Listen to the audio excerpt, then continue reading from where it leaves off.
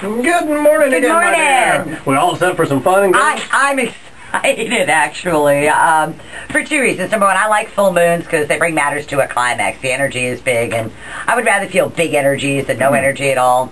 And then the second thing, and more importantly, is Saturn finally leaves the sign of Virgo, where it has been for the last 2 years, and it's gone and won't darken our doorway again for 29 years. So, wow. Yeah, and so, and that's pretty important for Leo because it's out of their second house of money. They've been struggling under financial afflictions for the last 2 years or so, where they've had to make do with less. And that jazz is over. So this full moon, I thought, talking about the full moon this weekend, it would herald an end to one thing and beginning to new things. So for Leos, well, tell us about it. We're in that sign as of tomorrow. For Leos, it is about them. It's about them getting what it is that they want. Their freedom of movement eases up. They've been under such a restriction for the last 5 years or so that literally all of the fetters are off them, and they get... I know, and it's the coolest thing because number one, they live through it. Number two, they're not living under a bridge anywhere.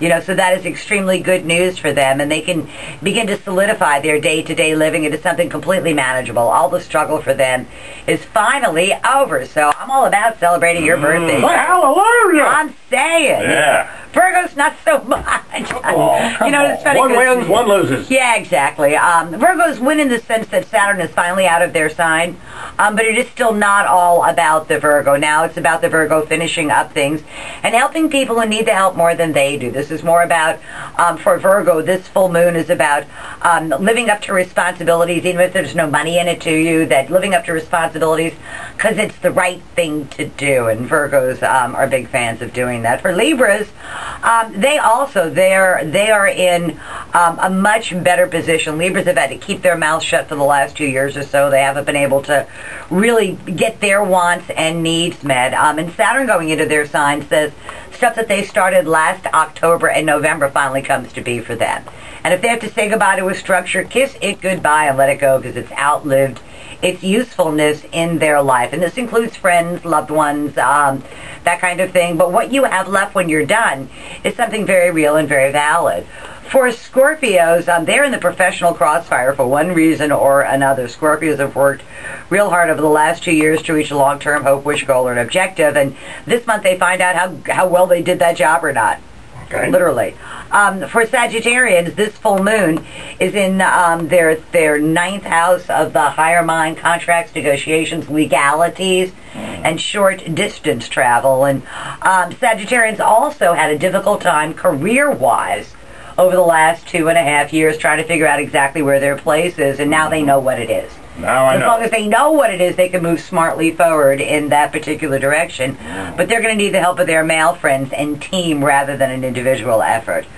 For Capricorns, this full moon for them is in their 8th house of other people's money and other people's resources. So the money gods smile on them. They've been kind of struggling a little bit financially.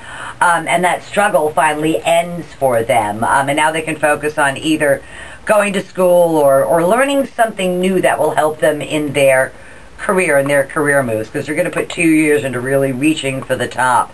For Aquarians, this eclipse is in their 7th house of partners. And for them, they get to straighten out partnership issues that have just been giving them a hard time. I guess the real reason is they finally figured out how much money they want to throw at it, and they can be able to make a better decision for them. But their partners need to watch out. The Aquarians have had all they could take. For Pisces, they are finally going to figure out what the heck is going on with their job, with their work, with their responsibility. They've been in limbo for the last 6 or 8 months or so, and that's over. And their open enemy is won, and now that that's all done, they can begin to rebuild their work and their work environment. For Aries, they just want to have fun. Moon's in their, the full moon is in their 5th house of love affairs, children, amusements, creative things, and anything that has to do with a creative nature, Aries is going to want to put forth and have a good time while they're doing it. For Tauruses, this eclipse is in their 4th house of home, so they're trying to get something squared away at home, something they've been working on for a while.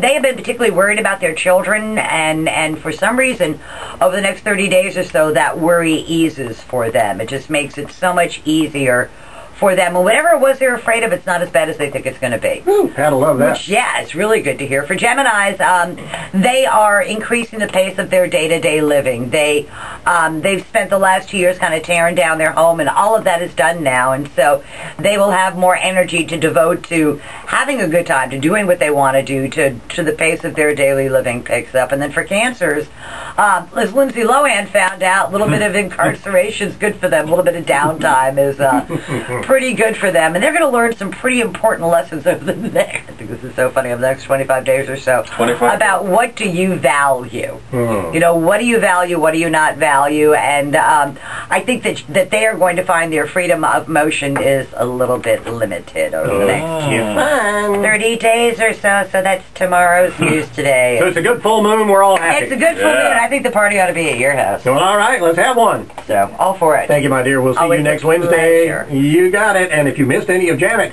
we will have her. Give us about 30, 40 minutes to get that done. A complete video of what you just heard will be up on myq105.com.